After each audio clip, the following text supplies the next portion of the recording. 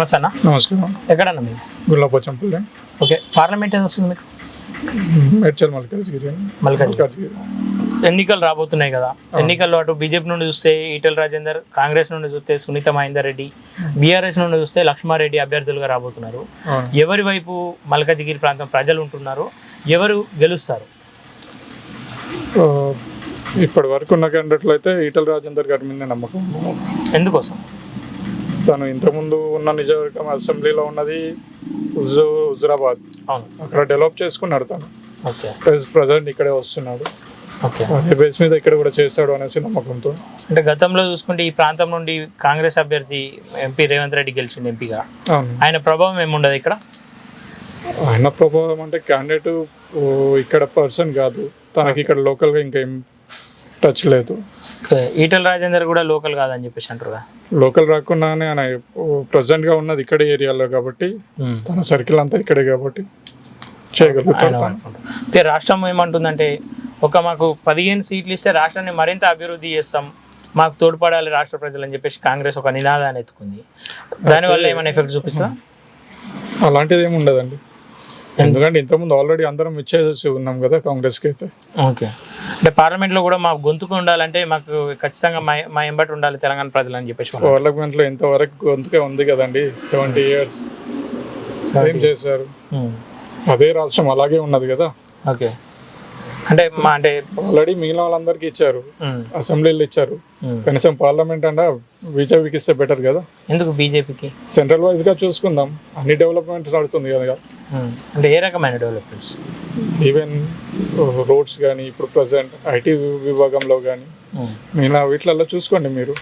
స్టేట్లో కానీ ఏ విధంగా సపోర్ట్ చేయాలో అలా చేశారు.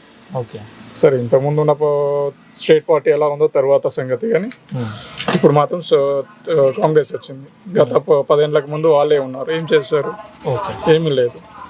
పోనీ ఇప్పుడు వాళ్ళకే ఇచ్చిన స్టేట్ పరంగా వాళ్ళు ఉన్నారు, సెంట్రల్ వైజ్ అయితే వేరే వస్తేనే కదా ఏమన్నా చేసేది.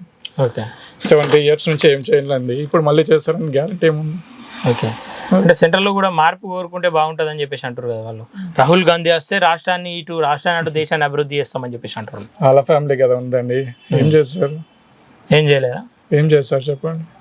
ఏం చేయలేరు, ఏం చేయలేదనే కదా మేము కోరుకునేది ఇప్పుడు. ఓకే, అంటే బీజేపీ వల్ల జరిగిన ప్రధానమైన పనులు ఏంది అసలు రాష్ట్రానికి కానీ దేశానికి కానీ? రాష్ట్రానికి ప్రజెంట్ అసెంబ్లీ వేరే ఉంది కాబట్టి మనం ఏం చెప్పలేం. ఓకే, ఫండ్స్ వచ్చేది గవర్నమెంట్ వాళ్ళు ఇష్యూ చేయాలి, వాళ్ళు ఇష్యూ ఇవ్వలేదు అనేసి స్టేటే చెప్తున్నది. ఇచ్చారా ఇవ్వలేదా అని అది క్లియర్గా చెప్తేనే మనం ఏమో చెప్పగలుగుతాం. ఓకే, ఇప్పుడు డెవలప్మెంట్స్ అయితే హైవేస్ అవుతున్నాయి, ఇప్పుడు మన లోకల్గానే చూసుకుందాం, హైవేస్ పైన బ్రిడ్జెస్ కానీ అండర్ గ్రౌండ్ రోడ్స్ కానీ అవుతున్నాయి. ఎక్కడికి వెళ్ళి వస్తుంది ఫండ్? అంటే స్టేట్ వాళ్ళు చెప్తున్నారు మేమే చేస్తున్నాం అనేసి, సెంట్రల్ వాళ్ళు వచ్చేసేసి ఇప్పుడు రోడ్ అనేది నేషనల్ హైవేస్ అనేది ఓన్లీ సెంట్రల్ అప్రూవల్లే ఉంటుంది. ఓకే, అక్కడ నుంచి త్రూ రావాలి, కానీ స్టేట్ ఎలా చేస్తున్నది మరి? అని స్టేట్ తప్పు చెప్తుందా, సెంట్రల్ తప్పు చెప్తుందా?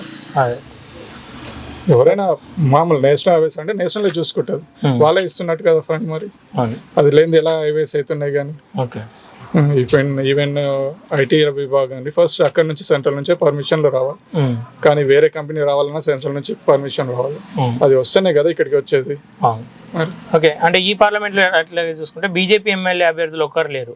అటు మల్లారెడ్డి కావచ్చు, ఇటు వివేక్ కావచ్చు, అటు మర్రి రాజశేఖర్ రెడ్డి కావచ్చు, వీళ్ళందరూ బీఆర్ఎస్లో ప్రధానమైనటువంటి వ్యక్తులు. వీళ్ళే ఎమ్మెల్యేలుగా ఉన్నారు. వీళ్ళ ప్రభావం చూపించి బీఆర్ఎస్ వైపు ఏమన్నా మొగ్గు చూపే అవకాశం ఉందా ప్రజలు? లేదు అండి, అలా లేదా, అలాంటిది ఏం లేదు. వాళ్ళది రాజకీయం వాళ్ళది, సెంట్రల్ది కదా. ఓకే, ఫైనల్గా ఏ పార్టీ గెలిచే అవకాశం ఉందంటారు? ఇప్పుడైతే ఈటెల రాజేందర్ పైన ఊపండి. ఈటెల రాజేందర్ పక్క. ఇంకా టీఆర్ఎస్లో ఇంకా క్యాండిడేట్ అనౌన్స్మెంట్ ఇంకా క్లియర్గా లేదు కాబట్టి ఏం చెప్పలేము. ఓకే, అలా దాంట్లోనే ఒకసారి లక్ష్మారెడ్డి అంటారు, ఒకసారి మేము వస్తున్నాం అనేసి ఒకరు అంటారు. అది లక్ష్మారెడ్డి వస్తే ఏమైనా ప్రభావం ఉంటుందా? ఈటెల క్యాండిడేట్ ఎవరికైతే సరిగ్గా తెలియదండి. లక్ష్మారెడ్డి ఎవరికి తెలియదు. సునీత మహేందర్ రెడ్డి అంటే ఆమెది చేవెళ్ళ అటు సైడ్ కాబట్టి కొద్దిగా అంతో ఎంతో టచ్ ఉంది మహేందర్ రెడ్డి వల్ల అలా. ఓకే, ఫైనల్గా అయితే ఇప్పుడైతే ఈటెల రాజేందర్ ప్లేస్ అయితే ఈటెల రాజేందర్ గారు. ఓకేనా, థ్యాంక్ యూ.